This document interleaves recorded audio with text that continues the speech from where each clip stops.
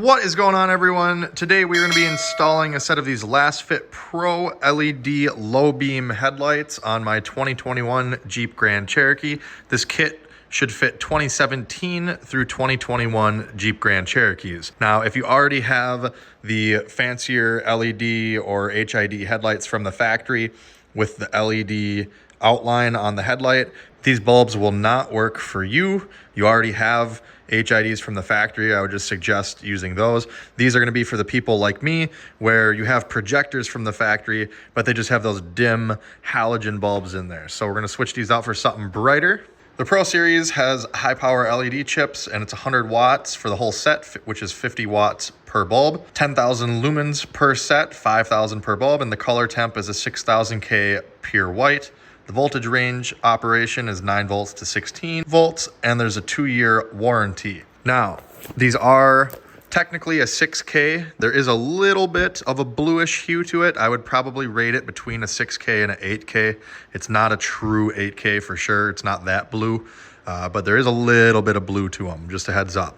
So we're gonna get these unboxed, install them. This specific Pro kit comes with the bulbs themselves. There's fans, cooling fans built into each bulb, and then it comes with replacement dust covers, which also have fans built into them to kind of help extract the hot air that these bulbs may generate. Like I said, these are specifically designed for the Jeep, so they're air-free, no flickering, no modifications required, just plug and play. This kit also features a 45-day money-back guarantee, 45-day hassle-free returns, and 2-year hassle-free warranty. I will also put some before and after footage of the stock headlights versus these at the end of the video, but we're going to primarily focus on the installation. So if you're curious what the after and before look like, hang around till the end of the video. And I will put product links down in the video description where you can get this kit, as well as a coupon code if you are interested. So we're going to start by popping the hood. There's a couple different ways you can attack doing these headlights, and I'll let you guys take the option. I'll show you 2 different ways, and it may vary depending on the person which method is preferred. I have larger hands, so the first method is not going to work super well for me.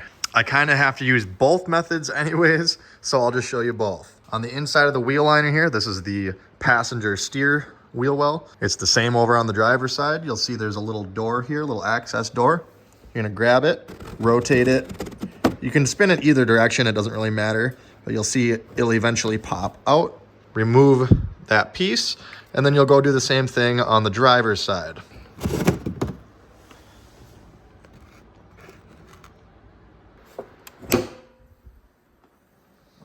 So you get this kind of small hole, and right there is your low beam. That's a rubber boot right there that has to come off to get to the low beam. It was actually a very poor design by Jeep, and I'm upset about it, but there's, as you can see, the headlight bracket, there's a lot of things in the way, and I can barely fit my hand through the hole to begin with. So I'm gonna be going through there, and I'm gonna be coming from the top. So you guys can try doing it all through that hole, but it's not gonna be very fun. So it is a little more work, adds a little more time, but it's worth it for the access that you gain. So I recommend you get some sort of a ratchet. I recommend 1/4-inch drive. Right here I have an electric ratchet, Milwaukee, but you can just use a regular 1/4-inch drive ratchet. You'll also want an extension with a 10mm socket and an 8mm socket. If you don't have an 8mm, you can use a 5/16. It's about the same size. And then you'll also probably want a small little flathead screwdriver or a pick. And if you don't have a 5/16 or 8mm socket, you can substitute a bigger flathead screwdriver. So the bigger flathead screwdriver, the 5/16 socket, or the 8mm socket, one of the 3, that is going to be for this clamp right here on the airbox. We're going to loosen that up.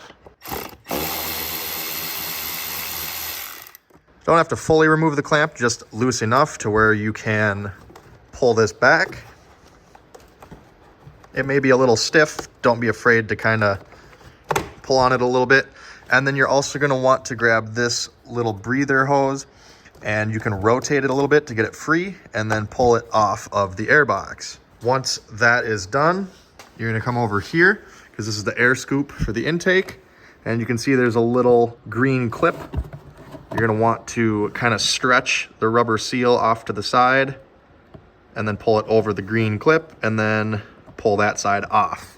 And we will pull the rubber seal just forward a little bit so that this can come out of here. What we're gonna do is lift this whole air filter box out of here so we can get to this headlight much better. The only thing that holds this in place, once you have this off and this off and this out of the way, is just some metal studs with rubber grommets going over them. So I found the easiest way to do it, and it does take a little bit of strength, but you'll grab way down low as you can over at this corner, and then put the other hand over here and just lift straight up while you wiggle. There we go, like you saw, just lifted nice and steadily straight up while I wiggled, and then lifted this up and over. And then you're gonna wanna just kind of be careful. There's some cables and hoses and stuff running along here that may run across the top of the airbox. You don't want them getting snagged on the little clips for the airbox, so make sure you're clear there. And just kind of carefully work it up. And there we go, just set that aside for now. See, now you can get right to all this stuff. That right there is the high beam, and the low beam is over there.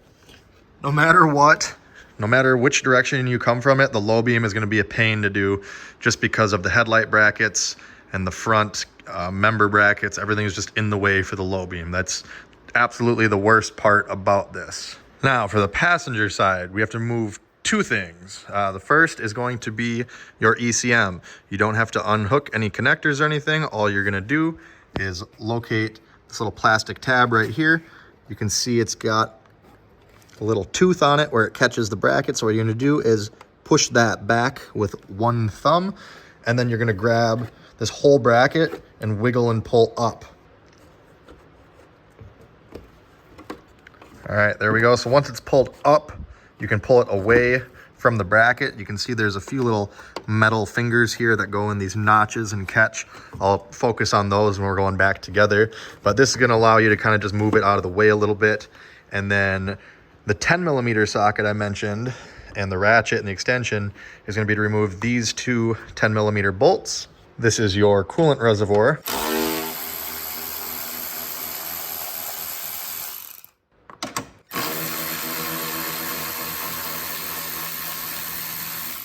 You can actually reach underneath to grab this. It is a little bit tricky, but there we go. And then this one's nice and easy to get at.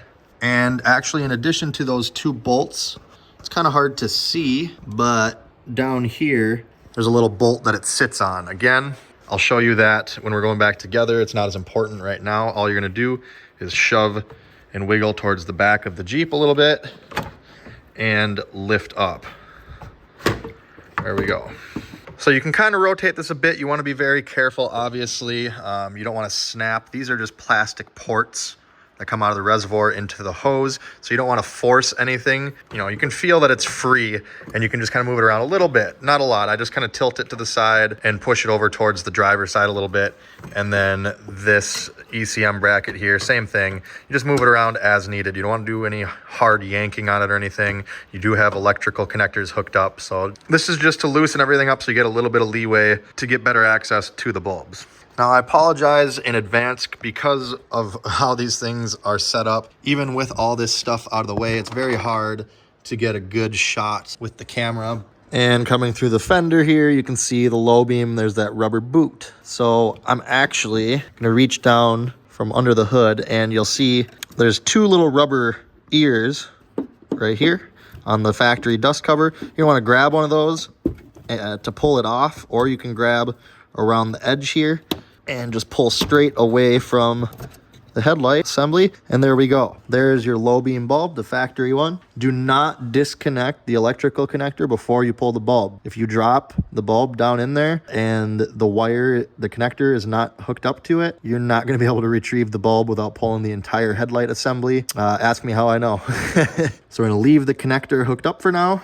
I'm gonna reach up in there and we're gonna rotate the bulb counterclockwise, which is not easy because you don't get a lot of, as you can see how my hand is, these are all my other fingers. All I'm able to get on there is one pointer finger and my thumb. That's all I have. So it's kind of hard to get in there, but once you rotate it counterclockwise enough, it will become loose and you can pull it out of there. Here we are on the top side now, low beam bulb right there. What we're gonna do is just carefully pull this tab back. Don't pull it really far, but just enough to clear. There's a little tab right there on the bulb. So we're gonna pull this back and just slide the old bulb off of there. So that is the passenger low beam removed. We're gonna repeat the same steps on the driver's side. Just pull the rubber dust cover boot off, leave the connector hooked up until the bulb is removed, rotate bulb counterclockwise, put the tab back, and slide the old bulb off the factory connector.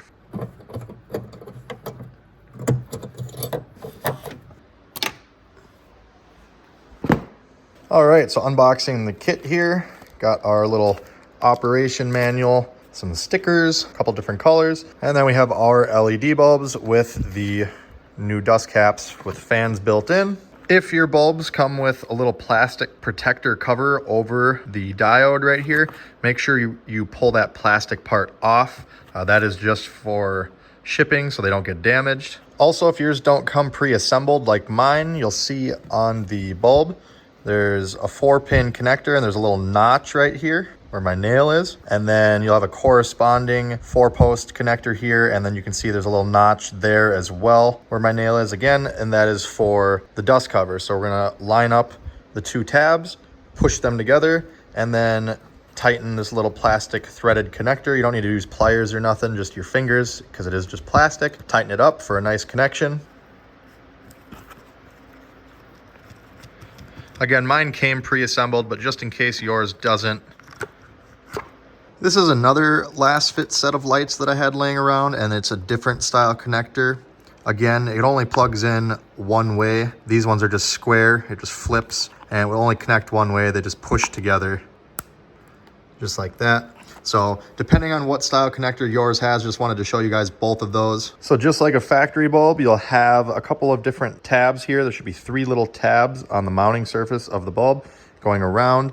And you'll see it's kind of hard to notice, but this one right here is a little bit bigger than the other 2. So you need to line up the big one with the bigger slot in the projector headlight housing. Again, I apologize for the bad shot. It's the best I can get here, but you can see there's 3 slots in this housing right here. Line up the bigger tab on the bulb with the bigger slot. Make sure once you get those lined up, you push the bulb nice and flush up against the headlight housing, and then you'll rotate it clockwise to lock it in place. Now, before I go through the hassle of installing the bulbs, because this is honestly the hardest part, I'm gonna actually plug it in and make sure that the fans work on both of these first. And what we're gonna do is take the factory connector down here, which has this little tab on it, and plug it in to this. It's just gonna push together, but you may need to rotate this. There's no alignment tab in here, so the factory connector will plug into this 2 different ways. So we're gonna try it one way. If it doesn't work, we'll have to disconnect it, flip it over, and plug it back in. And we'll turn our headlights on to the low beam, and you'll see it's not working right now. So what I have to do is disconnect it, flip the connector over 180 degrees, and then reconnect. And now you'll see a bright bulb. The fan on the bulb itself is working, and the fan on the dust cap is working. Sometimes if you're having trouble putting these in because this wiring is, kind of fighting you, you can unscrew this, disconnect it from the cap, and that way you're just working with this. You'll just have to connect this again down the road. Again, just a matter of preference. Again, guys, getting these low beam bulbs in is really the biggest fight of the whole job. It's not necessarily Lasfit's fault. Back here, it is kind of large, so it's hard to get your fingers in the headlight housing and be able to rotate this. I found the easiest way is to unhook it like this, get it in there, and you use one finger to push right here where it says Lasfit. When you're pushing on that, what that's gonna do is make sure that it's pushing this seal down a little bit and making sure that these tabs are engaged far enough. So one finger pushes on that, and then you use the other hand and rotate. So what I was basically doing is I'd get the bulb in position, and I'll reach one hand up through the fender hole to push on that spot with my finger, and then the hand that comes in from this way rotates the bulb.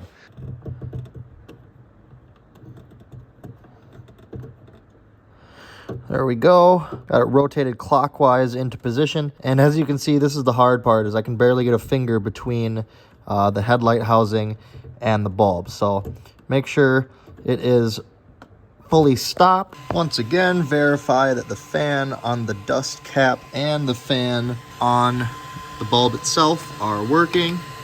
So now that everything is verified to be working, we need to take and stuff all the wiring and the connectors into the headlight housing here. That way we can get our dust cap on, like so. Then we'll take our cap and make sure we install it with the arrow facing down, because that is where the fan vent is, and we don't want any water getting in there, any sort of moisture that gets in there. We want it to be able to drain out. So that's why it's important this faces down. What we're gonna do is just get it lined up over the hole, and then you should be able to just push it straight on. Just like that. And if you want, if you're having troubles getting this thing on, you can go ahead and just snap it into place and then run your finger around the outside. Make sure that the lip of the dust seal is in fact going all the way around. And then you can rotate it if you need the arrow to be adjusted. And there we go. The cap is pushed on and rotated to the correct position. Now we're going to repeat all the same steps we just did on the passenger side here on the driver's side. Once we are done there, we're pretty much done in the wheel well here. So we can go ahead and note the cutouts here on the top and the bottom that we will line up our little dust cap with. And we're going to push on it and rotate it about 90 degrees. That way the tabs are offset from where these are. You need to make sure to push nice and firm when you're rotating. That way both the tabs on the little access door here actually grab. If you're not pushing in on it when you turn, you might only get one finger that catches. So make sure both of them are engaged, like so. Okay, now that everything has been verified to work, we can go ahead, put the coolant reservoir and ECM back into position. I recommend doing the ECM first. That way you get a little bit more room. You'll see there's a tab here, a tab there, and a tab there. What you need to do is see these corresponding slots right here. You want to start high and then shove it down. So what we're going to do is get these two metal bracket tabs into these bigger parts. We're going to push and slide down at the same time. So I'll lift it up. Now at the same time you're pushing in on the bottom for those two slotted tabs I was showing you. You also need to watch right here at the top. This guy right here has a little hook like this. It needs to come over the top of this piece of plastic. There you go. If you've done it successfully, it should go down far enough to where this plastic tab locks into place again over the metal bracket. Because it's held in place just with clips, it does have a little bit of play even when properly installed. So don't worry if it does this, that's fine.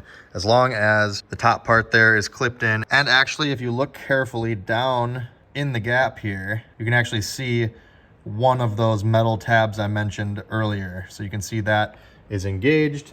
We're all good there. Coolant reservoir. There's that one bolt right down there. Has a little shoulder on it. So between the shoulder of that bolt and this bracket right here, so right on that bolt shoulder right there is where that plastic part of the reservoir with the little notch is going to ride.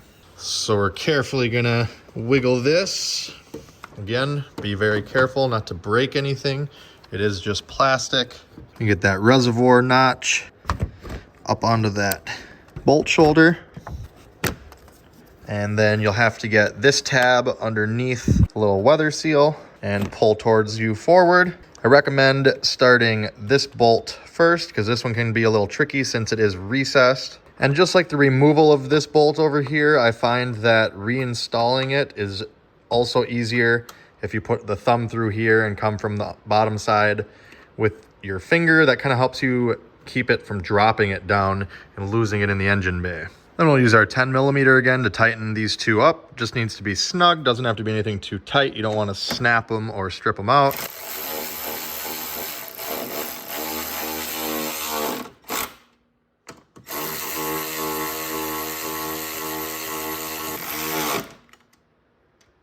And now we can reinstall the airbox. So basically we need to get this post right there, that metal one, and the one down there lined up with the two grommets right there.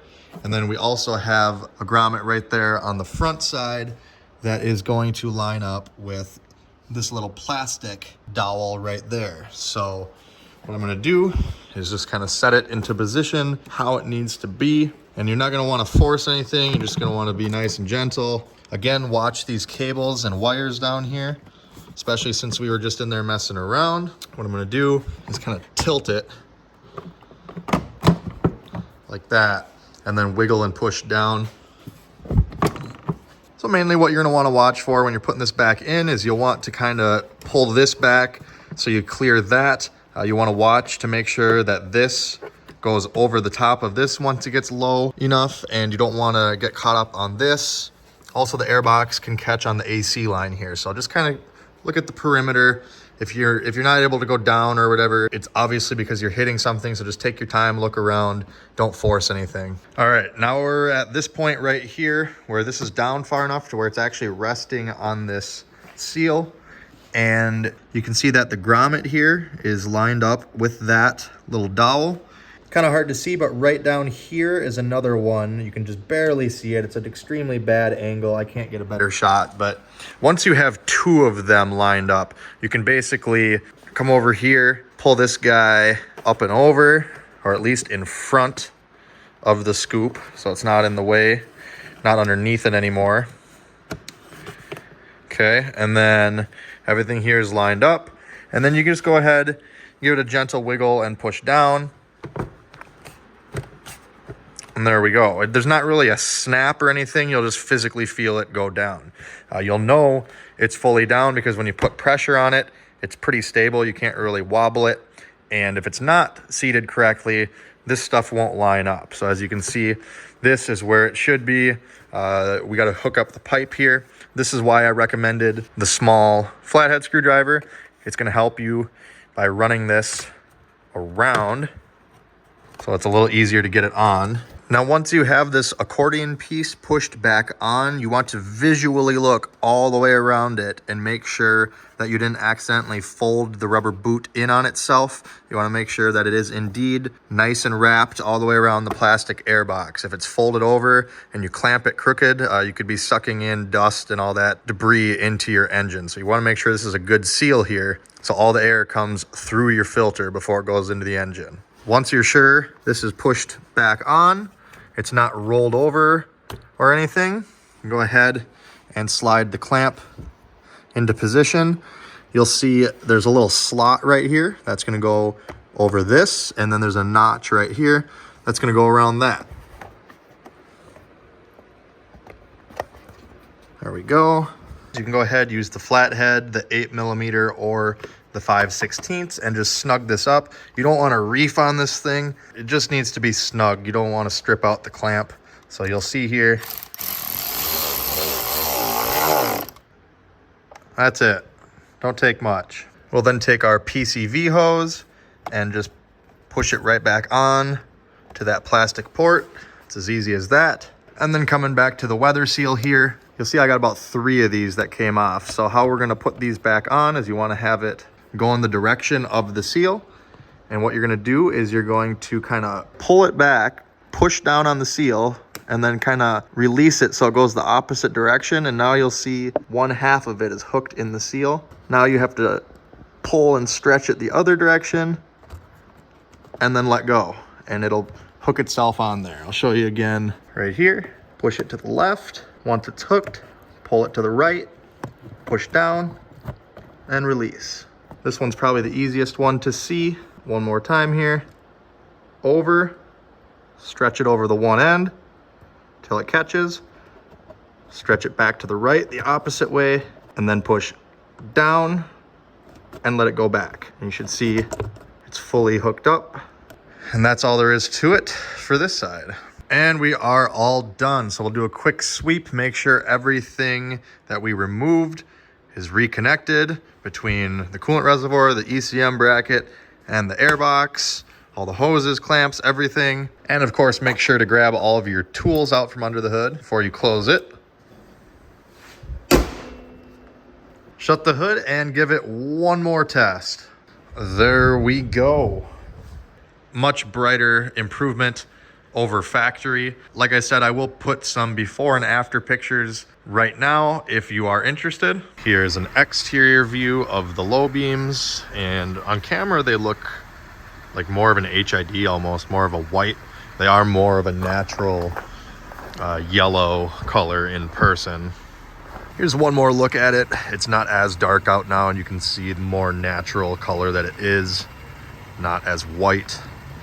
All right, I've just pulled up to a brick wall building here just to kind of give you an idea of the lighting color on that, as well as kind of a beam pattern, just to get a general idea of, you know, how bright it is and all that, so we can compare it after the Lasfits. And here's the Lasfit low beams. Again, on camera, as you're seeing it, they're more of a pure white. I'm seeing it with a slight tinge of blue, again, because of the projector lens in the factory housing, but it is very clean and crisp and definitely brighter than the factory lights. Now, earlier I mentioned that the lights were less blue in person as opposed to on video.